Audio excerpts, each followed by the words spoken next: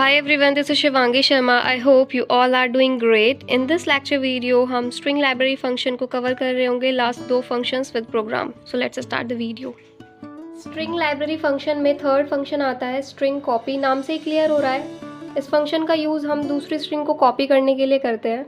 अब जैसे हमने एक function लिखा string copy, उसमें दो string पास करेगी. string 2 वो source string होगी, यानी कि string 2 की वैल्यू कॉपी होगी string 1 के अंदर. अब यहीं पे हमने प्रोग्राम लिखा है, प्रोग्राम से समझते हैं. तो इसके प्रोग्राम में सबसे पहले string.h हेडर फाइल ज़रूर लिखनी है हमें. फिर मेन सेक्शन के अंदर हमने क्या करा, फिर दो स्ट्रिंग डिक्लेयर करी और उसका नाम भी क्या रखा, सोर्स और डेस्टिनेशन. सोर्स स्ट्रिंग में हमने वैल्यू इनिशियलाइज करी है थैंक यू, यानी कि सोर्स स्ट्रिंग में अब थैंक यू वैल्यू स्टोर हो चुकी है. और डेस्टिनेशन स्ट्रिंग में हमने इसका साइज़ पास किया है 20. इसके बाद हमने इस फंक्शन को कॉल किया और इसमें दोनों स्ट्रिंग को पास किया. अब हम जानते हैं कि जो सोर्स स्ट्रिंग होगी वो कॉपी हो जाएगी डेस्टिनेशन में, यानी जो थैंक यू है वो अब डेस्टिनेशन में आ चुकी होगी. फिर हमने printf का यूज़ करा सोर्स स्ट्रिंग को प्रिंट कराने के लिए और डेस्टिनेशन स्ट्रिंग को प्रिंट कराने के लिए. तो आउटपुट स्क्रीन पर आपको क्या मिलेगा, आउटपुट स्क्रीन पर आपको सोर्स स्ट्रिंग में वैल्यू मिलेगी थैंक यू, ये तो हमने पहले इनिशियलाइज कर दी थी. अब डेस्टिनेशन स्ट्रिंग में भी थैंक यू मिलेगा क्योंकि हमने इस फंक्शन का यूज़ किया था सोर्स स्ट्रिंग को इसमें कॉपी करने के लिए.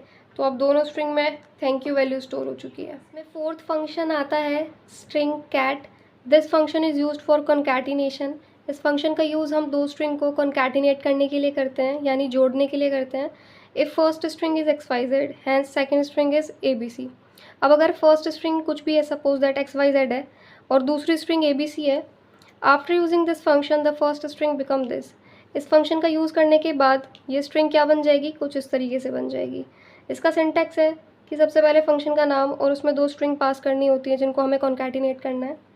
The null character from the first string is removed. अब हमें पता है कि हर स्ट्रिंग के एंड में एक नल कैरेक्टर आता है, लेकिन जब हम दो स्ट्रिंग को कॉन्कैटिनेट कर रहे होंगे तो पहली वाली स्ट्रिंग का नल कैरेक्टर हट जाएगा and the second string is added at the end of first string. और जो दूसरी वाली स्ट्रिंग है वो फर्स्ट स्ट्रिंग के एंड में ऐड हो जाएगी, जहाँ पे सेकेंड स्ट्रिंग पे कोई फ़र्क नहीं पड़ेगा, इसका नल कैरेक्टर वैसा का वैसे ही रहेगा. फंक्शन का वर्क समझने के लिए हमने यहाँ पे एक प्रोग्राम लिखा है. सबसे पहले तो हमने हेडर फाइल लिखी है. string.h हेडर फाइल का लिखना सबसे ज़्यादा ज़रूरी है. इसके बाद मेन फंक्शन में हमने दो स्ट्रिंग डिक्लेयर करी, जिसमें फर्स्ट वाली स्ट्रिंग में हमने वैल्यू रखी सिया और सेकेंड स्ट्रिंग में हमने स्टोर कराया राम. इसके बाद हमने इस फंक्शन का यूज़ किया है जहाँ पे हमने इन दोनों स्ट्रिंग को पास किया है. फिर हमने printf का यूज़ किया है जो आपको कॉन्कैटिनेटेड स्ट्रिंग आउटपुट स्क्रीन पर प्रिंट करके देगा. और जब वो स्ट्रिंग कॉन्कैटिनेट हो जाएगी तो वैल्यू आपकी स्ट्रिंग 1 में स्टोर होगी, रिटर्न 0 से वापस आएंगे. आउटपुट स्क्रीन पर देखते हैं कि क्या प्रिंट होकर मिलेगा.